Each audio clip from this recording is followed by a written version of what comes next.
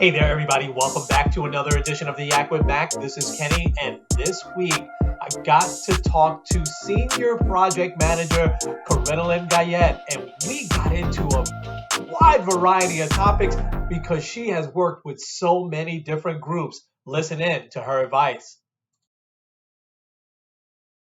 Hey there, everybody. This is Kenny back with another edition of the Yak with Mac, and I told you so that we would have phenomenal guests, and wait till you hear from the guest that I have today for you. She is going to drop some great hints and tips and advice for you today. So I'm going to get right to it.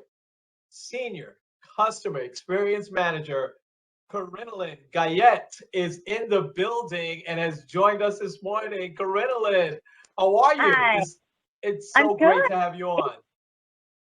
Thank you. It's good to be here.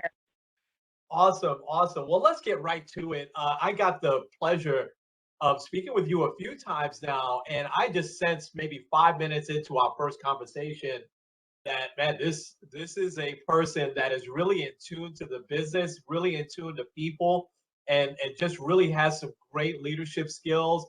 And then you were so gracious to say yes to come on to the show. So I'm so grateful for that. So I think that it'll be really advantageous for the audience to hear about your career journey. So give you plenty of time and space. You go back as far or as short as you'd like to, but walk us through a little bit of your career journey. Okay, great. So I started in T-Mobile in the legal affairs team. And while I was there, I supported several VPs and directors in a more of an executive administrative role. And that time, I really utilized that time to kind of build my foundation and get to know T-Mobile and get to know the people that I work for, and also build some partnerships across multiple channels. And so that was a really great time for me to build my network, get out there, get to know all the SMEs, find out the who to go to, and then also get my eyes set on strong leaders who I would see myself working for in the future. So I spent a good chunk of, I guess, my first couple years doing that. And then in addition to that, before I came to T-Mobile, I was in a leadership role, and I had about 12 employees. And I knew coming into T-Mobile, I wanted to be a leader again. It was something I felt like I was extremely passionate about. I love watching people grow. I love being able to develop them. And so I knew that that was a path that I needed to take again once I kind of got my feet wet. So I took a role for diversity and inclusion, and we were just forming the diversity and inclusion team, which gave me an opportunity to be a leader in a D&I council role. So through that, I got some of that leadership presence, and I was able to kind of build the muscle around being a strong leader.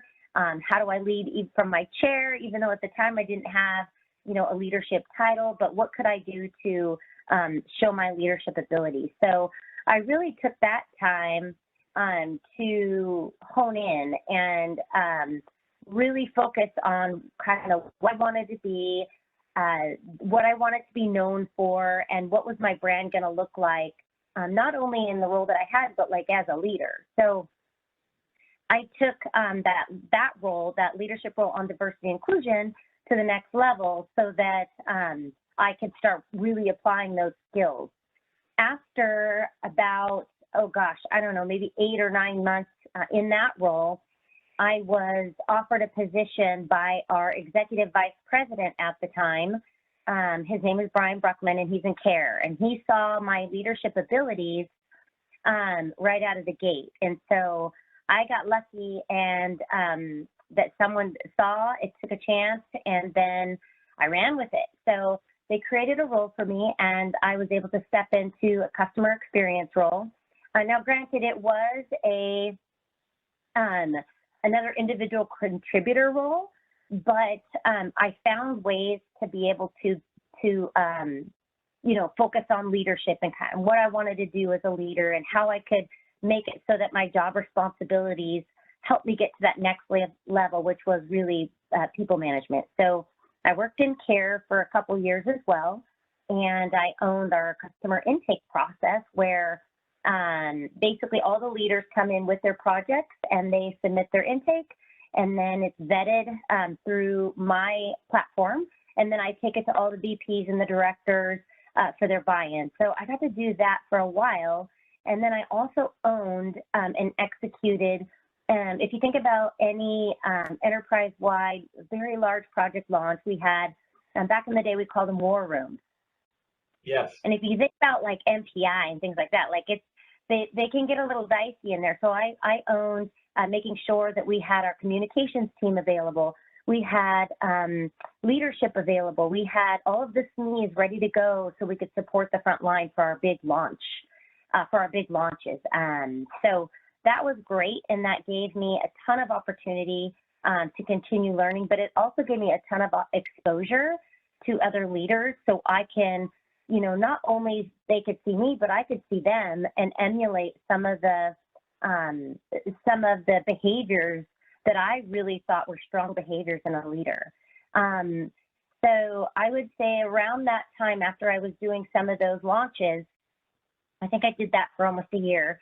I had my sights on operations, and I knew that there were some strong leaders in sales operations teams. So I went after a role that I was told from some peers that I would never get because it was a kind of like a skip of a level.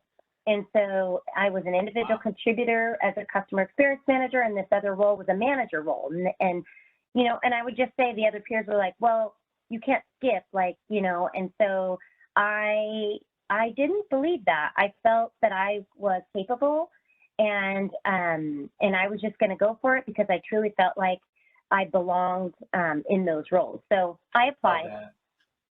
Yeah, so I applied. I threw my hat in the ring, and then I didn't get the role the first time around, which was okay because I don't think I was quite ready. But I did find out what I needed to brush up on as far as a skill set standpoint goes.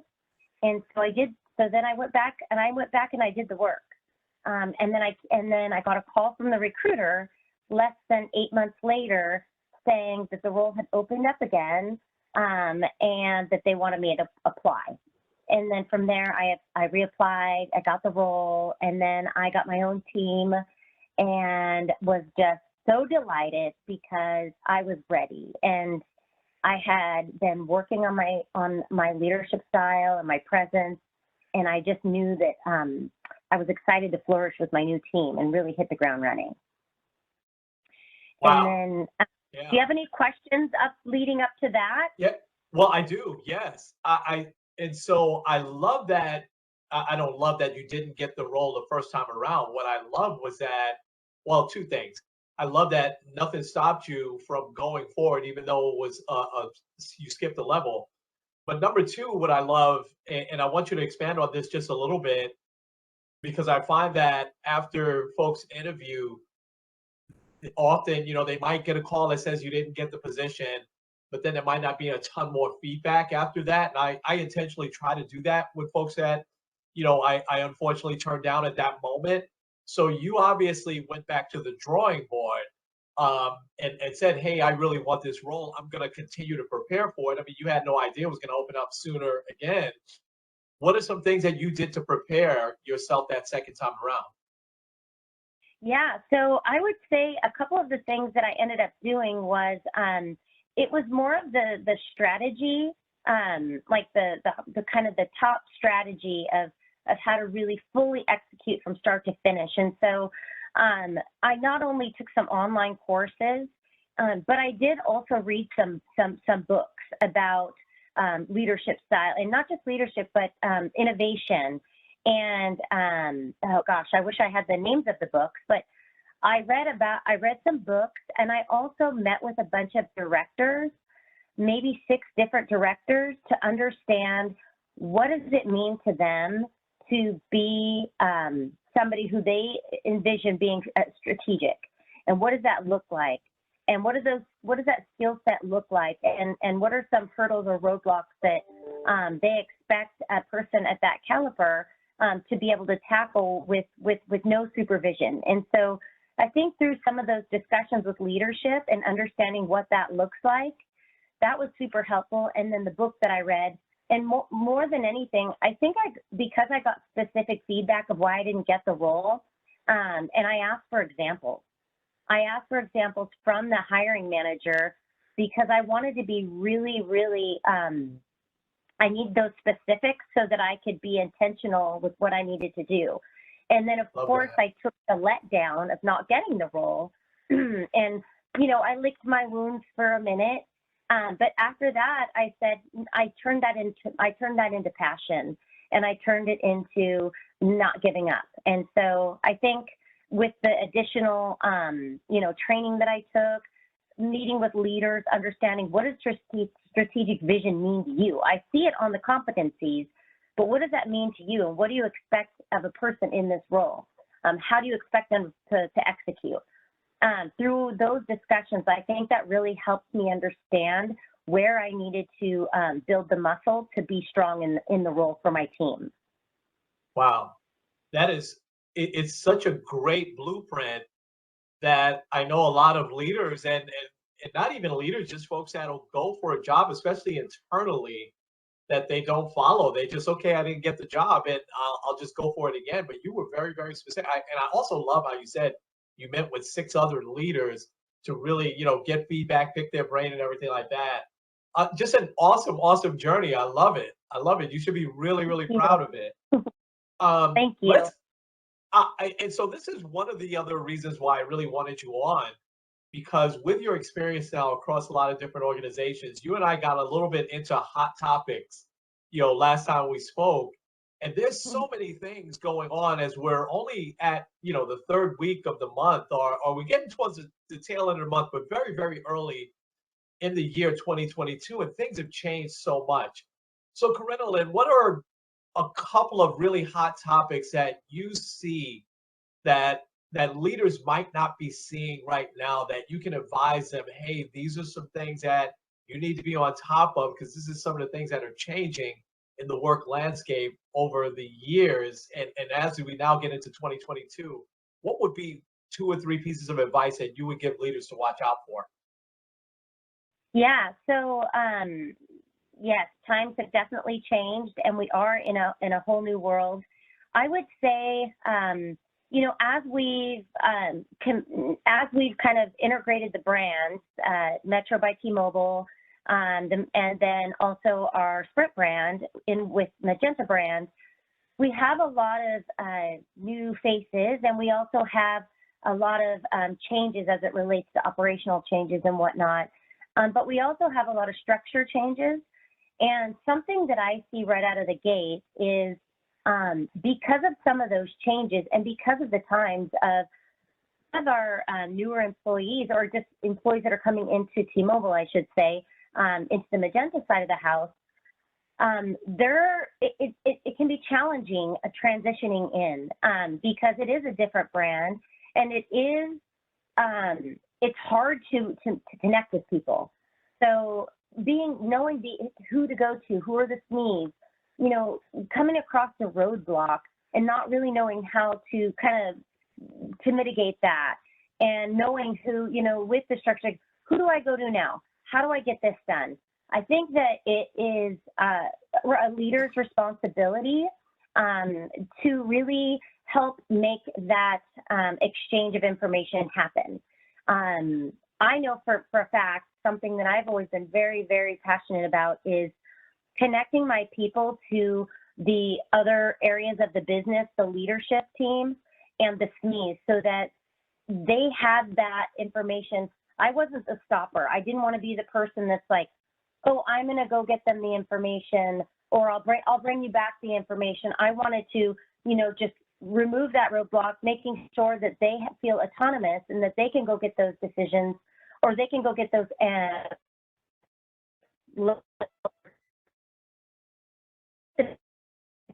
have to do with some of the culture shift and who to go to get stuff done. That's something really big. I would also say, because of the business, the pace in which we're going, you have the 3 brands, you know, we're constantly coming out with new projects. How do we as leadership take a look at not just the work that we're doing, but that development of our employees to be more efficient? Because a lot of times we see that, you know, we need to be able to work smarter. And so I think a lot of that starts with the leader and making sure they're taking time to develop their people, and they're sitting down, they're making smart goals, they are helping those employees reach their full potential. Because I do see a lot of people who do not have any type of development conversations, and I could see where they're suffering. And at the end of the day, like, those kind of things impact our customers, because if we're not working on our employees and we're really developing each of them to reach that full potential, then we're only as strong as our weakest players. So really, if we're not getting them there and we're helping them reach their maximum potential, then we're not it's gonna impact the shareholders, our customers, the team, and then morale goes down. And so I think the second thing would definitely be developing our people. How do we develop our people, and how do we put the work in to develop our people and help them see their full potential? One thing I always have said to my team is, if they are not failing, then I'm not pushing them enough. If they're not taking risks, then that's on me, you know, because I've always said to my team, I have your back. I want you to take chances. I want you to be bold. And if for some reason you fail, we will get through this. We will get through it together. We will learn from it, and we will both grow. Like, at the end of the day, having that those conversations with my team has been phenomenal, in that it allows them to, one, be confident, take chances. I mean, we're the end carrier. We have to show up differently. We don't want to be like the rest of the cellular companies out there. We have to be different. And in order to do that, we have to be thinking of innovation and how we can do things differently. And if my team is not wanting to take those risks, then that's on me. That's because I didn't encourage and support them. So I've shared my failures with my team and been very transparent so that I could be humble and show them, like, you know what, I've done it, but this is what I learned from it, and this is what I've gained. It's through some of my failures that I've gained the most development as a professional, but also as an individual, to help me really think about how I want to approach things in the future. So that's another, I would say, big area of opportunity. And then you said 3?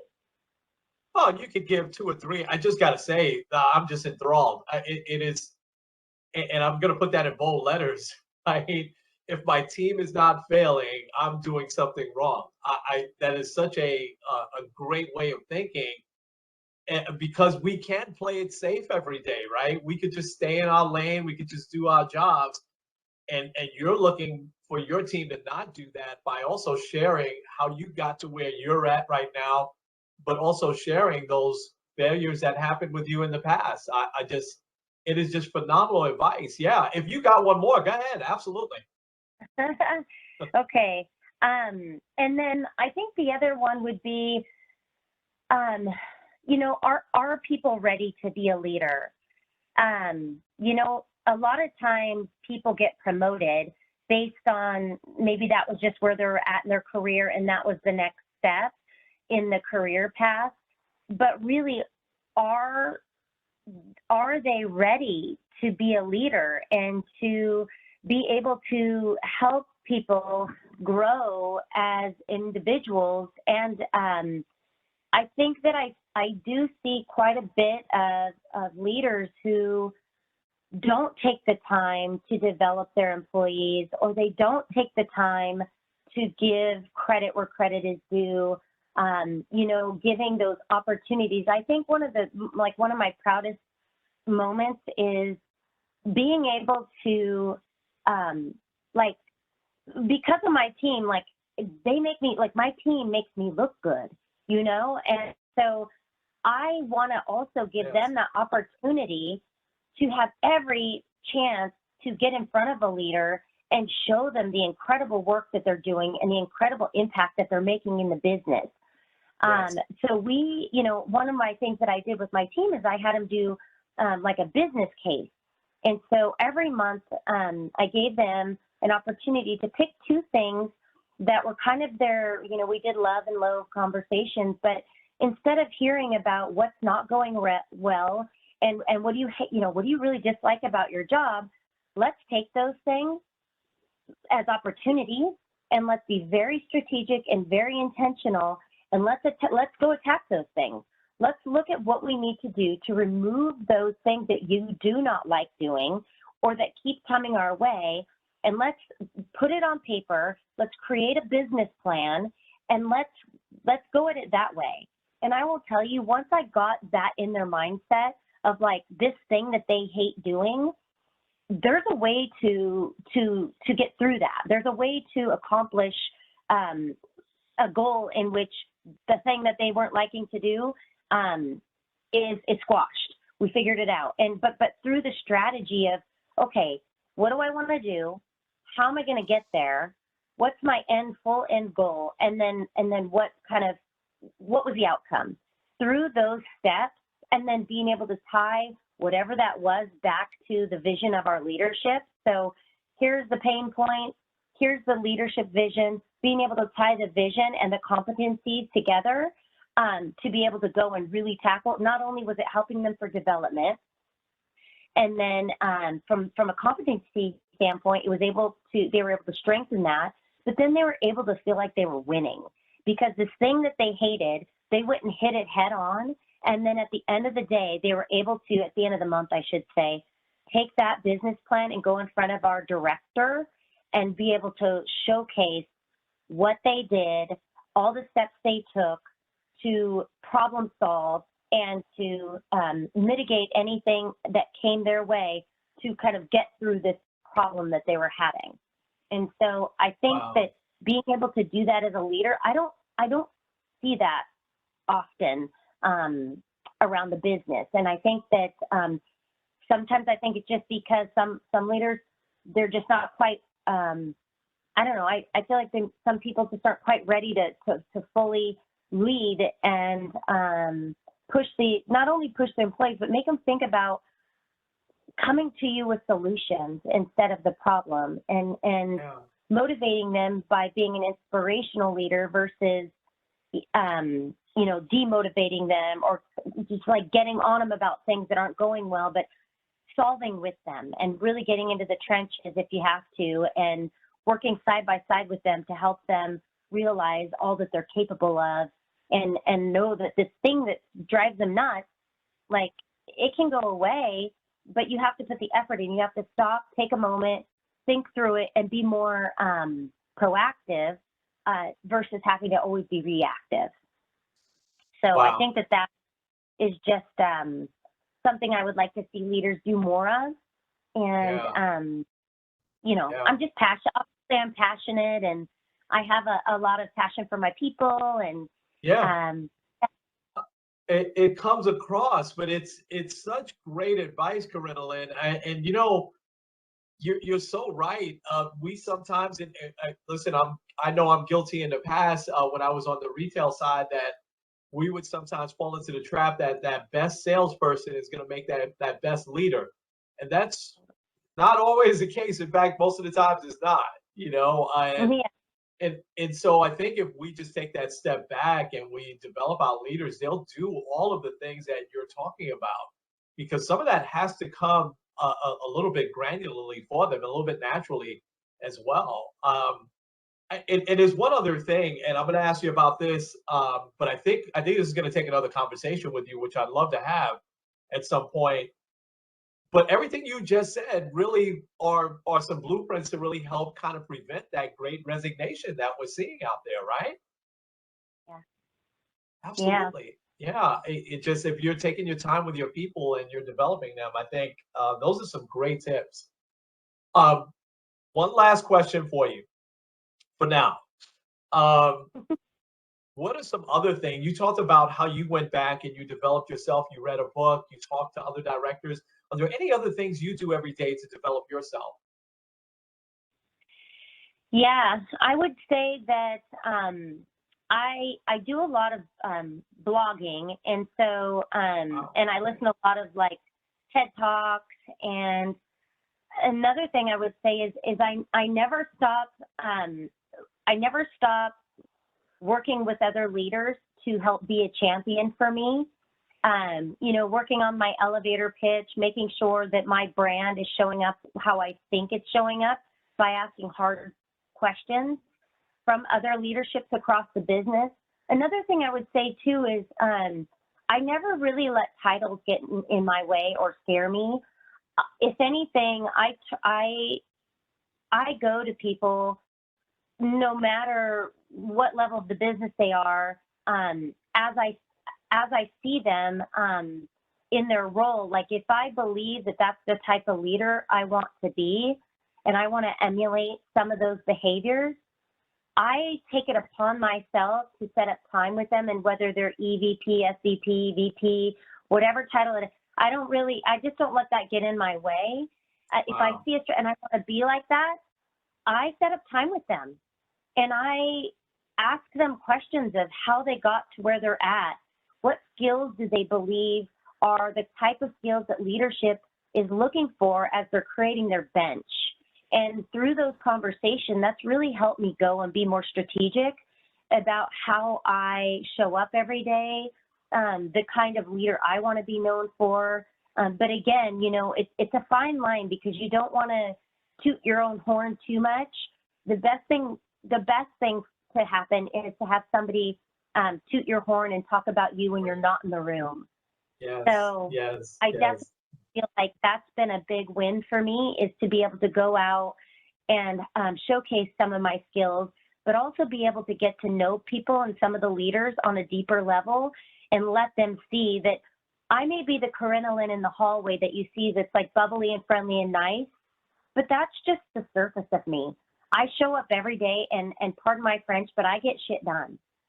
You know, I'm motivated, I'm hungry, I'm talented, I'm all of those things. But if you just see my surface, you might just say, oh, you know, she's nice.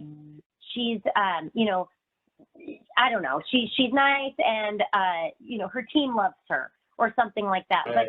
But when it comes down to the nitty gritty of what are my skill set, because that's what people need to know in order to think of me when positions open, I've had to build my reputation by setting up intentional one-on-ones with leaders to find out what they do and what they feel like are some really strong attributes to being a good leader. So that's something I've done. And then I read a lot of books about, and I'd be happy to provide a list of some of the books I've read. Sure. But I Yes. feel like some leadership books help you be a stronger leader. A book that I'm reading right now is called Privilege, Power, and Difference. And I will tell you, this book is phenomenal and has been extremely eye-opening for me. But I continue to read books as well to kind of help me get through this journey of being a better leader and just being a better human in general. Oh, Corrinalyn, you have given us so much. Leaders, 30 minutes of just phenomenal advice. And I'll post that title, that book and title. You can send me the author and everything. I'll post it when we post this. But I have to get you back maybe another month or so. We could get a little bit more into Please. the great resignation. Yeah, this has just been phenomenal, and I thank you so much. I know how busy you've been, and I know how much you had going on, and yet you said no, Kenny, we're gonna do this, and thank you so much. I knew that it would just be something that leaders can really use. So leaders, I'm gonna leave it there, and for now, this is Kenny. And Corrinalyn with the Yak with Mac, we will talk to you real soon. All right. Thank you for having me. Awesome.